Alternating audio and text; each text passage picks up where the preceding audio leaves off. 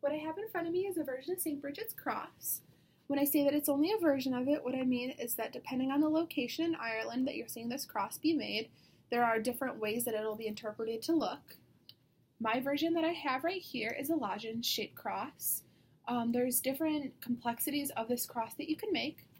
So mine, for example, has 4 little crosses on it, one at the top, one at each side, and one at the bottom, as well as one in the middle right here.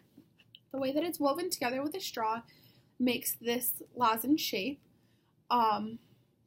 You can actually end up taking and making this more simpler by just having this one in the center right here. You don't have to add the ones on the end like I have.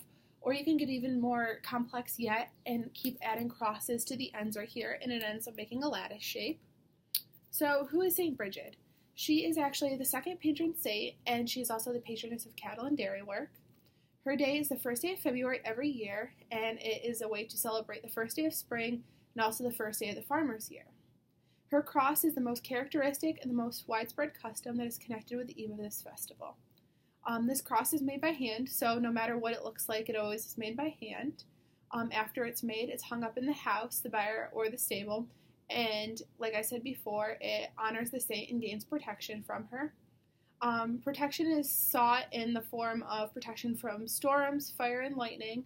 Those are the most common and usual reasons, but there's other ways of protection as well, protection against sicknesses and diseases. So the cross that I made, it's made out of wooden dowels and straw that I bought from the store, but the materials used were typically twigs or slips of wood, and these slips of wood or twigs are fastened together, and then the straw was woven to create the lozenge shape that I have right here. Straw was said to be used because it was easily accessible and cheap. We see straw being used in a lot of the other practices that we've read about for this class as well. But rushes are sometimes used instead of straw depending on their availability. So even though this cross is made in all 4 provinces of Ireland, it's most commonly seen in places like Connaught and Munster, and in countries Donegal, Monaghan, and Armagh, which are in Ulster.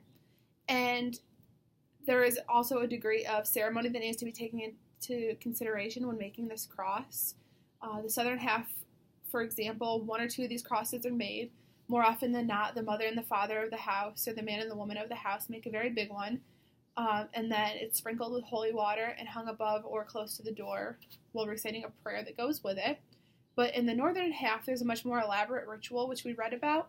That ritual involves choosing a girl from the family to act out being St. Bridget, and coming to the door and knocking 3 times to be let in. After she's let in, there's a Thanksgiving feast, and then the cross is made and sprinkled with holy water and hung up. And even though that varies, it's important to take into consideration that these aren't made in a rushed or hastened fashion, but time is taken and put into them to show appreciation to the saint.